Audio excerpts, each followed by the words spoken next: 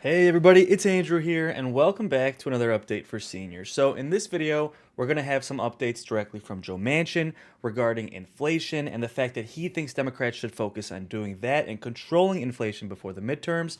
We're also going to talk about something called wage price inflation. So a lot of economists are saying that with wages going up, this is generally a good thing, but we're kind of in a weird situation where wages are going up too fast, and that could actually make inflation even worse. So I'll explain why in this video. We're also going to talk about trending news and anything across the board that affects seniors the most, which as always is the point of this channel. But first, we have a quick update from Joe Manchin. He kind of flew off the handle, and holy smokes, guys, with inflation getting even worse, Joe Manchin kind of flew off the handle. He seems pissed, to be honest with you guys. So let's take a quick look, see what Joe Manchin said, and then we'll dive right into trending topics and this idea of wage price inflation, which could potentially make inflation even worse going forward, which obviously would not be good for seniors. But let's take a quick look and see what Joe Manchin said. Reaction on those inflation numbers? It's time for this government and all of us to be serious about the economic situation that we're facing, the financial conditions that we have in our country, and the responsibility that we have as lawmakers. This inflation is real. It's harming people. It's 7.5%. That's a tax, and it continues to increase. It's not decreasing. So the feds have to step up to the plate and do something. The administration has to do. We all have to work together right now to get our financial house in order. If not, it's going to be absolutely horrible what it's going to do to the American economy. And what do you think about just yesterday, Speaker Pelosi doubled down and, well, tripled or quadrupled down, I guess, on Build Back Better would help fight inflation? This is not a time to be throwing more fuel on the fire. We have inflation, and we have basically an economy that's on fire. You don't throw more fuel on the fire that's already on fire, causing the problems that we have. So we've got to get our house in order. And it's all about the economy, and it's about the inflation that we're dealing with, and it's about how do you restrain yourself from continuing to throw more fuel to the fire. Senator, on today's hearing, there's some concern that we're going to get more reliant on raw minerals that this country may not have the more we go toward green, like electric vehicles. Well, let me just tell you this. I've been very much concerned about that, and I have said I am not going to vote with my vote. I'm not going to vote to put our country in a situation where we're going to be dependent on foreign supply chains for the fuel that we need and how we run our economy. I'm just not going to do it. And you can't throw caution to the wind. We're the greatest nation on earth. We should be able to be energy independent and take care of ourselves. And we can do that while we help our allies around the world. We're not doing what we should do and what we could do, and you can't basically just say you wish it away and it happens. You can transition in a responsible way, and that's what we're looking at. But we're all responsible for the climate. We can do it better. You can innovate your way to a cleaner climate. You can't eliminate your way. How do you think the inflation will affect Democrats in the midterms? I don't know on the political. People should quit worrying about the politics. You know, the worst thing can happen is you lose. Do the right thing for the American people. Be an American. I think the inflation will affect Democrats. Holy smokes, Joe Manchin just went off, basically saying who cares about the midterms? And you know what? Why should he care? He's not up for re-election, right? And it almost seems like he's pretty much happy with just tanking President Biden's agenda. Now, of course, on the one hand, inflation is the perfect excuse to not get any of these things done, right? Like, approving the stimulus check for seniors, which is something that President Biden originally promised. Inflation is really the perfect excuse just not to do it. But economists have shown that if you give these direct payments to people who are low income, that does not actually cause inflation. Now, one thing that does cause inflation and has happened back, I think in the 80s has happened, is a wage price spiral inflation. And we're going to talk about this a little bit later in the video, but basically what that means is inflation spirals up because wages are going up too fast. Now, obviously, usually we want people to make more money. We want people to thrive, but what can happen if wages go up too fast all at once is, inflation goes up, so then workers demand raises to help account for those increase in prices. And then if employers actually pay those raises, then what that ends up doing is those companies, their costs increase as well because paying employees is one of the largest costs that companies have. And then they're forced to raise prices even more. So you can see the spiral just keeps going up. And this can happen if wages go up too much too fast. It's completely insane. And it makes you wonder, like, wages for CEOs can go up super fast, right? CEOs can become billionaires in a couple of years, but God forbid that a regular person gets a freaking raise for once, right? But we're going to talk about that more in just a few minutes. Let's do a quick update on daily trending news. And we try and stay away from like super controversial topics, but we can't stay away from this one, folks. It's too spicy, right? And this has to do with former President Trump. Headlines are saying that House probe of the January 6th events find a long gap in the White House phone records. So let me know what you guys think. Do you think President Trump threw records down the toilet? Or do you think this is just a normal situation? Maybe he used his cell phone to make calls during that time. Basically, you literally have headlines saying that people are accusing former President Trump of throwing records down the toilet. Look at this headline. Trump denies flushing records down the toilet and says he was not told that he had to actually keep these records. Now, as far as the actual phone records, there is proof that calls were made back and forth between President Trump at the time of the events, but no one knows if he actually used the White House Oval Office phone or if he used his cell phone.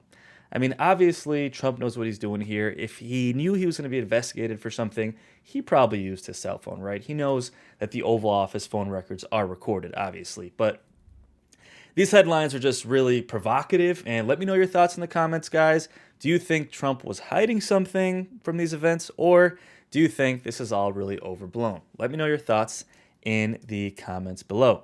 Now, let's take a look here. Also trending is the National Guard is literally being used to fill jobs like teaching middle school and even bus drivers because there is such a labor shortage and teachers are going on strike, literally denying they're literally demanding better working conditions and higher pay, again, which could potentially lead to more inflation, which would not be good for seniors. But the crazy thing is that they're using the National Guard instead of giving teachers raises, right? Giving them what they want and probably what they deserve. They're calling in the National Guard to fill in and be a substitute teacher, be a bus driver. This is completely insane. Like, folks, I understand that everyone can get a raise, but in my opinion, give the teachers the raises for God's sakes. We got the National Guard over here teaching middle school. It's like we're living in a movie for God's sakes. Well, let's talk about inflation, guys, and let's talk about how increased wages could actually increase inflation and make things worse for seniors. Now, we've been talking about this for a while, and really, as inflation gets worse, I keep constantly beating this to death on this channel, but the more inflation gets worse, the more reason we have to do a stimulus check for seniors and to do a stimulus check for those who are lower income. Again, economists have shown that when you give direct stimulus payments to people who are low or moderate income, that doesn't actually cause inflation. Now, what causes inflation is when you have families that make $100,000 a year getting these monthly stimulus checks for families. That can cause inflation, right? But currently what we're worried about going forward is the wage increase inflation spiral. So basically, the ironic thing is President Biden gave his speech today, and he said, you know what, folks? Don't worry, inflation got worse last month, but it's going to get better in the next 6 months. You know what? Not trying to slam Biden, not trying to take sides here, but it's kind of hard to believe him when he says, first of all, 6 months from now, that's a long time, right? People are struggling. Seniors and people who are on benefits could get a stimulus check now to help them deal with this inflation. But not only that, they spent the last year basically telling us inflation is transitory. Don't worry about it. We're not going to do a thing about inflation. And now they're saying, oh, we were wrong. Inflation's bad, but don't worry. It's going to be good in like 6 months. Kind of hard to believe them, right? Let me know in the comments if you agree.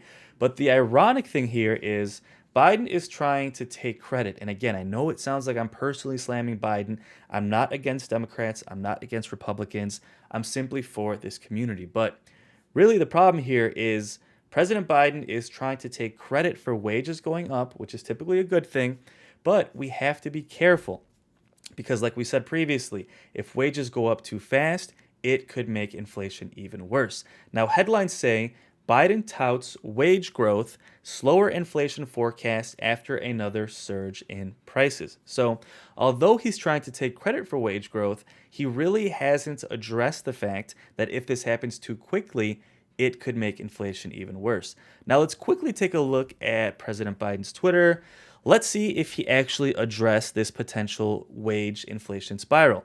First thing he said on Twitter recently was addressing prescription drug costs, which we covered earlier today.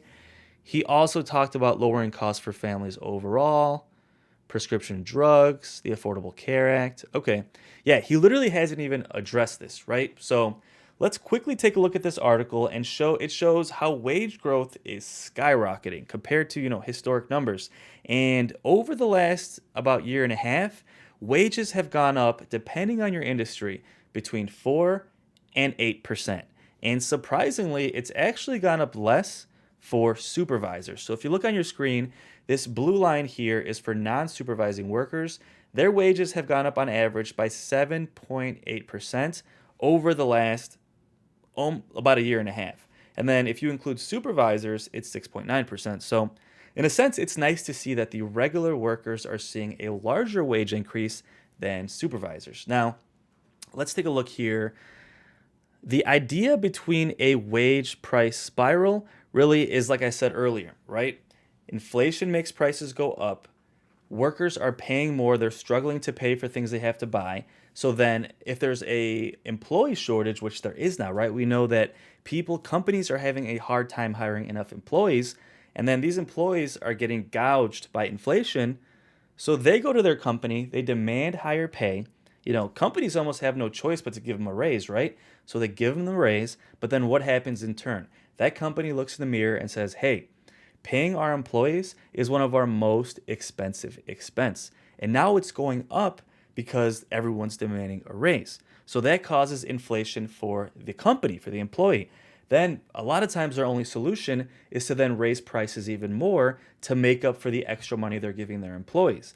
Then inflation gets worse again. These employees demand more pay again. And as long as there's still a labor shortage, companies can raise prices again. And this keeps happening as long as customers are willing to pay more money for products and as long as there's a labor shortage and companies are willing to pay more for employees. And this can keep spiraling for literally years. I believe this happened in the 80s, and that's what we're worried about happening now, folks. Let's pull up the CPI charts. Let's look here.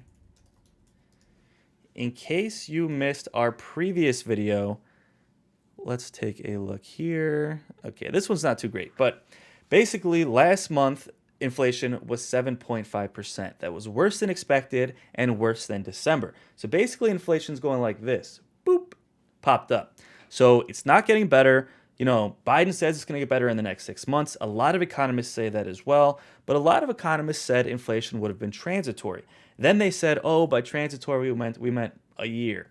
Then they said, forget about it, it's not transitory. So we really can't trust the fact that they're saying it's going to be over in 6 months.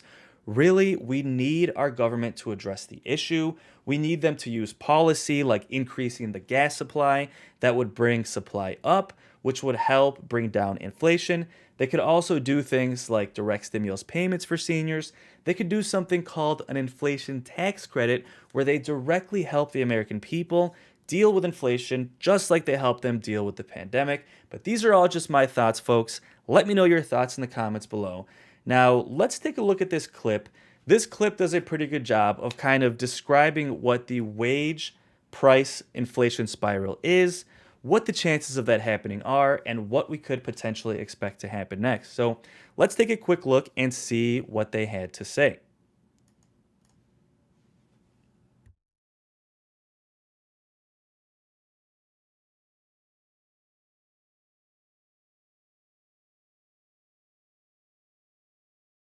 Run from Allianz. He's a chief economist there. I hope I said your name correctly, sir. Thank you so much for joining us.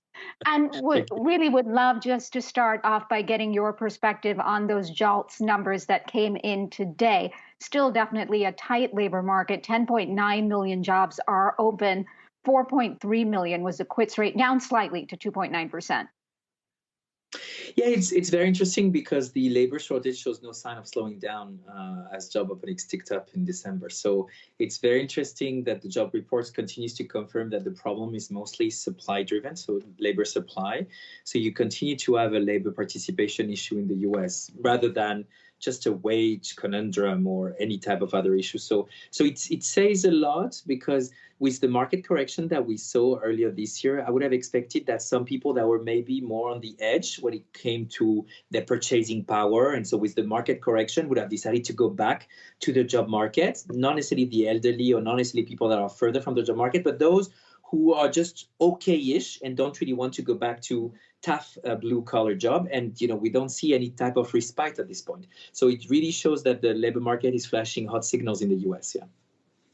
And then I want to get your expectation for the jobs report that comes out on Friday. Some are predicting negative numbers. The average consensus is about 150,000 jobs added, and that we will see the effects that Omicron has had. And I'm wondering, how does that tie into inflation? Do you think the Fed even pays attention to the numbers? Because they seem so focused on now tackling inflation.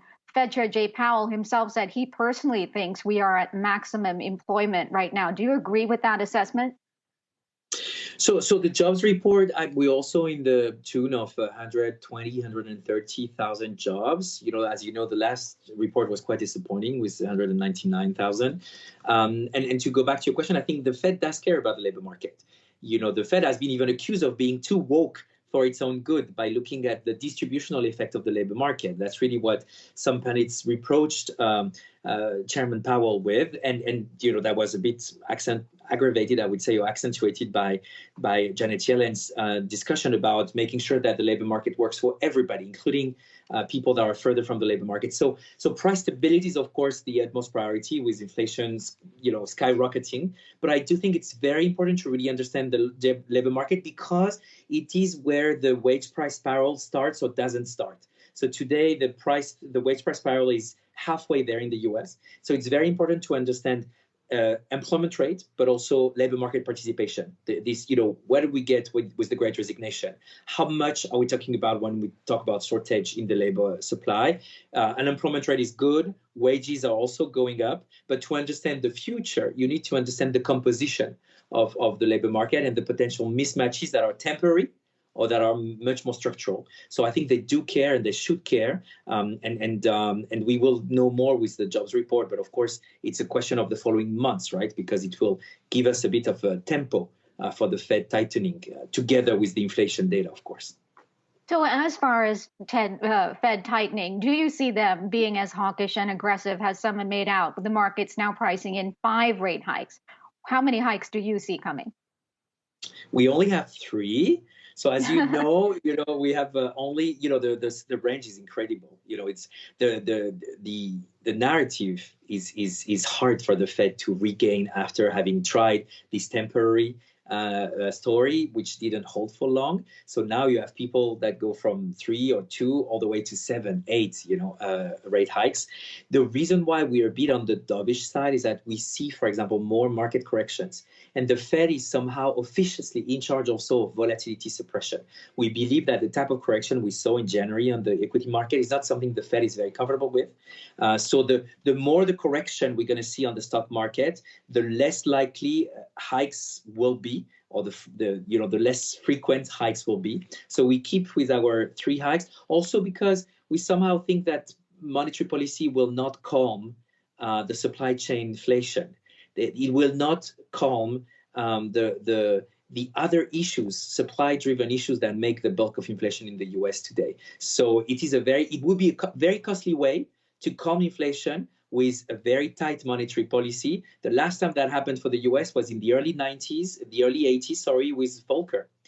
So that came with a recession. So we think they will still be very cautious. They're walking a very fine line, but we think they will keep a bit of hiking under their belt to make sure that growth is strong in the US and we avoid a form of stagflation, which would be unfortunately bringing back Carter's time in the US, which was an economic depression. Yeah. Ludovic, really quick, only about 30 seconds left. Want to get your assessment of a recent survey from Allianz that shows economic risks that businesses face. So inflation and supply chain issues were the biggest risks last year, but according to the report that came out, skilled workforce and macroeconomic conditions like inflation less of an issue. Who are just okay. All right, guys. So, like I said before, basically the wage spiral inflation crisis would be wages going up too fast.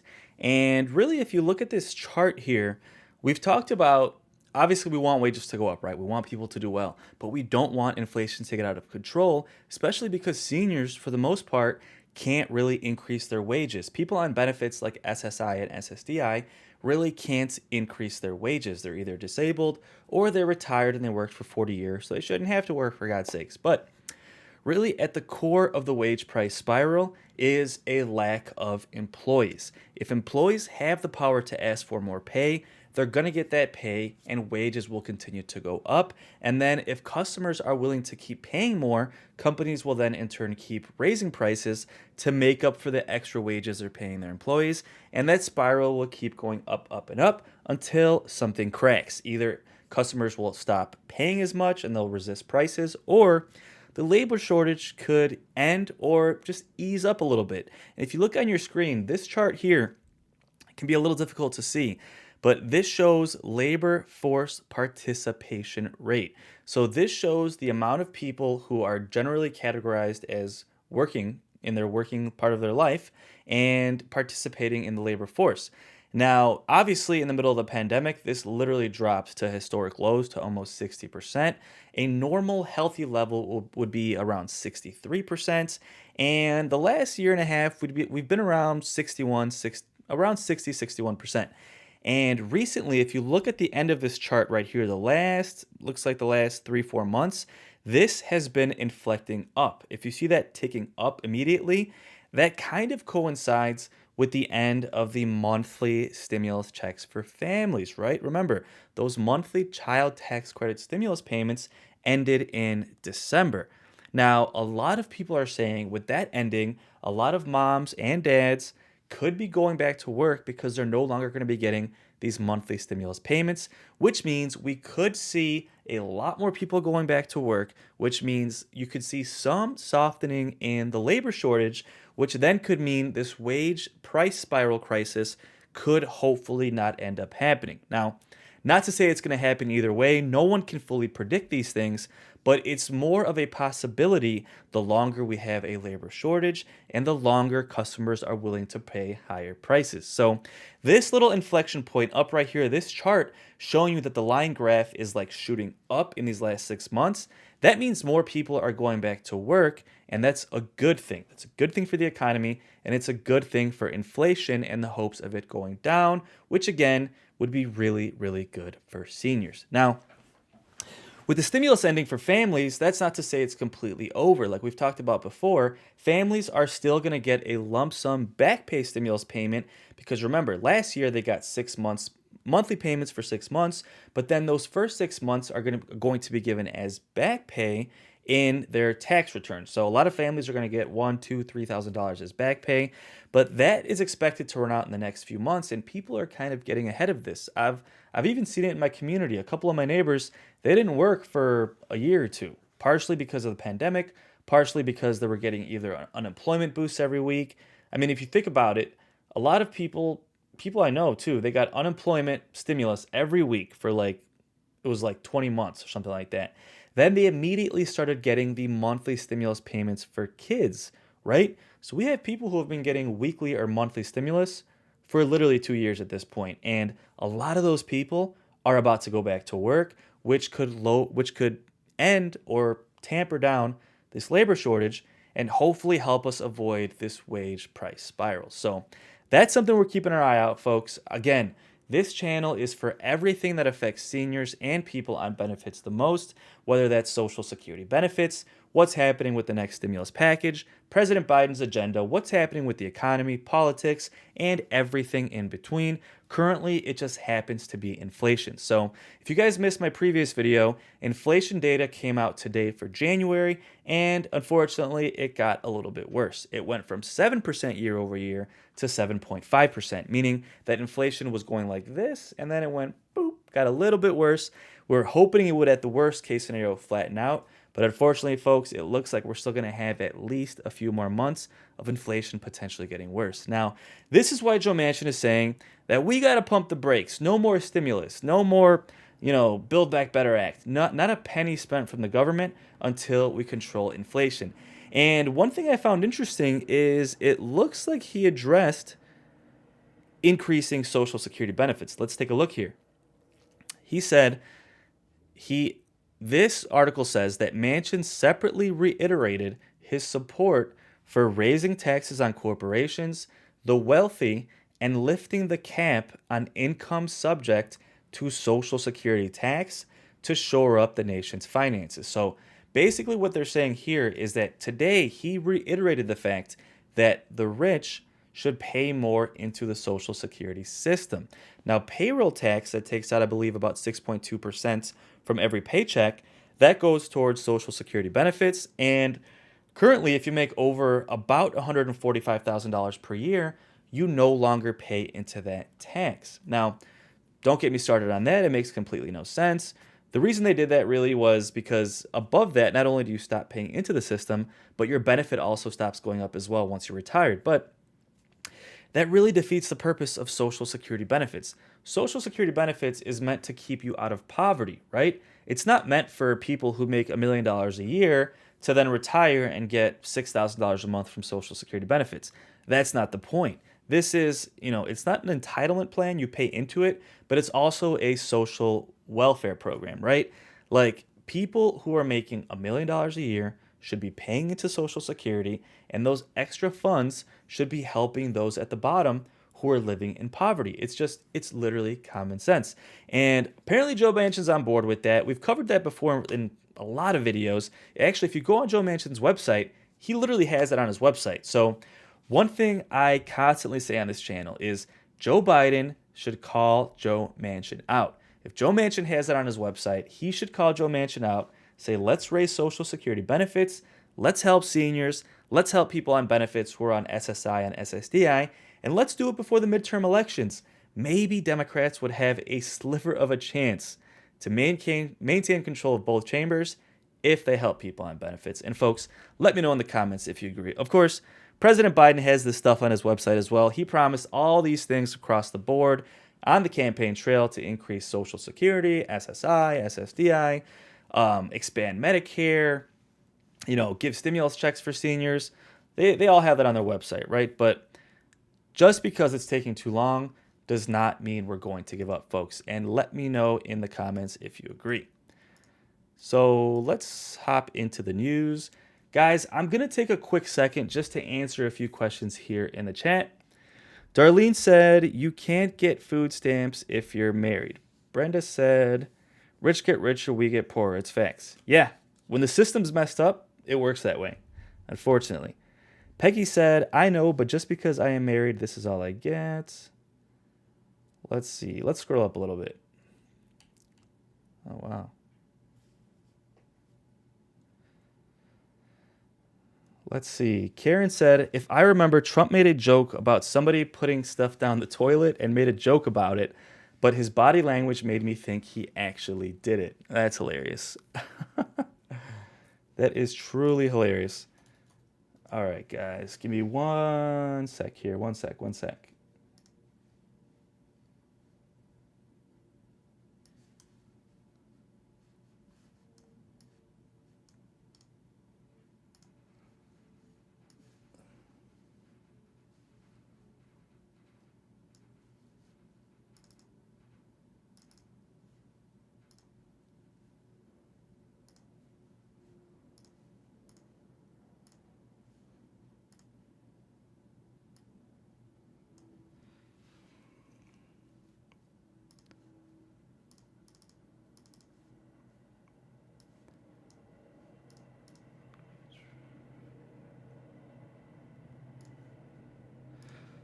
All right, guys, we're just going to end this video with a quick look at trending news. Let's see what's happening in trending news. A lot of the times this could be more like entertainment, sports, politics, a little more lighthearted, but let's see. Biden keeps working on electric vehicles. Who's winning statewide redistricting battles? Is Colorado getting COVID rights? You know what? Let's see here. Democratic insiders warn the party will get absolutely destroyed. This looks interesting. So this looks like it's talking about the midterms, which again, is going to have a huge impact on seniors. Like whether or not you vote Democrat or Republican, if Republicans are in power, our chances of getting Social Security, SSI, SSDI increases dramatically are going to go down, folks. That's just facts. You know, whether or not you like Republicans or Democrats, that's simply the facts. So this headline says, Democratic insiders warn the party will get absolutely destroyed in the midterms without a strong economic message as in fighting in January 6th. Wow. Okay. Yeah, so basically what these articles are saying is that the main view that the American people have of Democrats is all they do is fight with each other. They can't get Bernie Sanders and Joe Manchin on board with each other. They've got Bernie slamming Joe Manchin. They've got AOC slamming President Biden. All this fighting when they literally have control of everything. They have control of the Senate, the House, and the White House, and they still can't stop fighting. Then on top of that, they keep focusing on this whole January 6th thing. And don't get me wrong, that's an issue. But people have more pressing issues, right? Like fix inflation, fix Social Security benefits, fix benefits across the board like SSI and SSDI. Do all of these things first instead of fighting with each other, for God's sake. So that's basically what those articles are saying. And quite honestly, I mean, it's looking like Democrats are going to get wiped out, right? Let's take a look at, let's see, Social Security, midterms. A lot of political experts are saying that Democrats should be focusing on Social Security benefits and benefits across the board, SSI, SSDI, to try and win these midterm elections. Let's take a look. Let's see if we can get one of these articles up. Sorry, guys, one sec. Get support from these guys.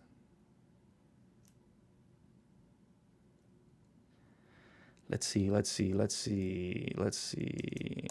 Nope, nothing here, guys. Sorry about that. All right, really quick to end this video, let's take a look at the economy, maybe what's happening in stocks, things like that. Just to wrap this up, we like to throw in some updates in the stock market. We talked about this before, guys. Inflation, on average, is costing people $250 per month, literally, from gas, food, electricity, gas for your car, gas for your house, for cooking and heating. All of these things are costing people $250 per month, literally because our leaders could not control inflation. So that is the current headline as far as inflation. Let's take a quick look.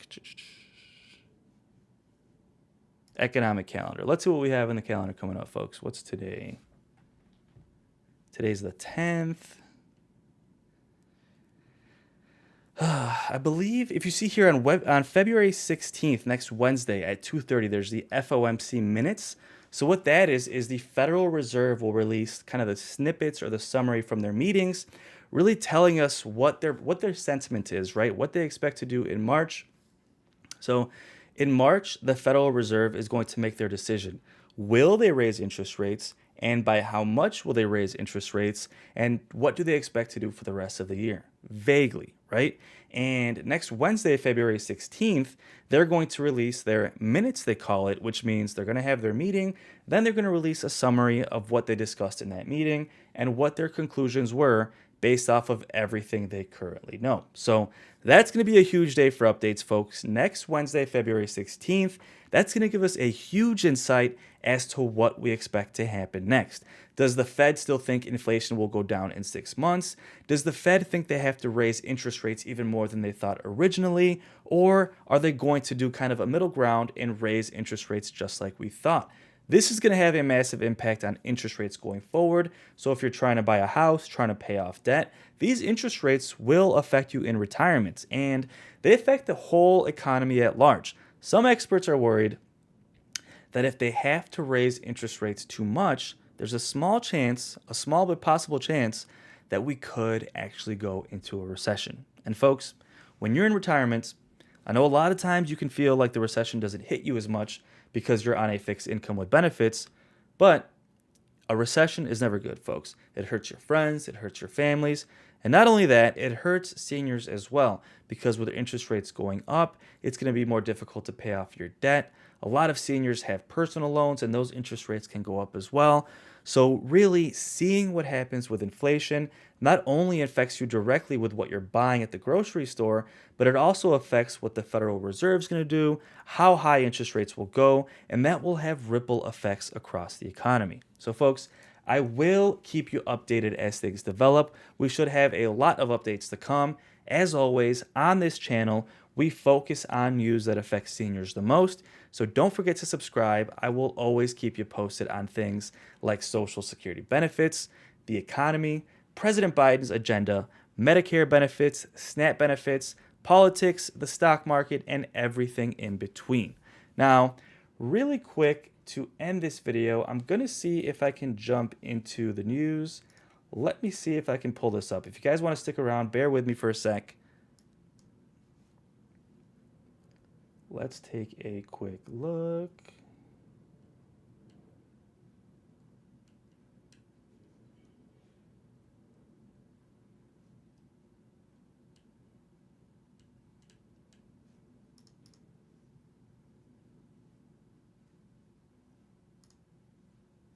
White House there, the Fed has the biggest inflation fighting tools, and the Fed's going to do what it does. No, of course not. All right, folks, that's it for this one. Thank you so much for watching, and I'll see you on the next one.